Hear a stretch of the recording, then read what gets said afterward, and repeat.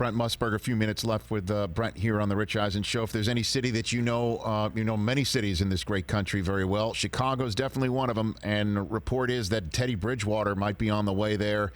How do you think that plays out if Teddy Bridgewater winds up in Chicago, Brent?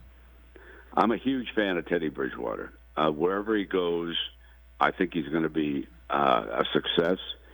Mitchell Trubisky was an overreach when they traded up to take him down. They took him ahead of, a couple of great prospects as quarterbacks, including Patrick Mahomes. Mm-hmm. So Mitchell,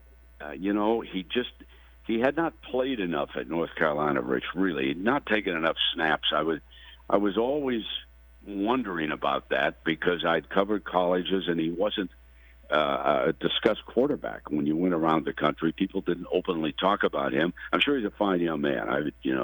Not trying to say anything negative about him as an individual. And if you go back to that one playoff game, he brought the Bears down, and then it was a field goal, the double clanger that cost him moving on in the playoffs. So, but I'm not surprised. But to go back to Bridgewater, to be able to come back from that horrendous injury, the way he's handled himself, and then I thought one of the best streaks in the league last year was when he stepped in for the injured Drew Brees and led the Saints to 5 consecutive wins. I thought that was one of the great quarterbacking performances of the season. So I wish Teddy nothing but the best. Wherever he goes, I think he'll be successful.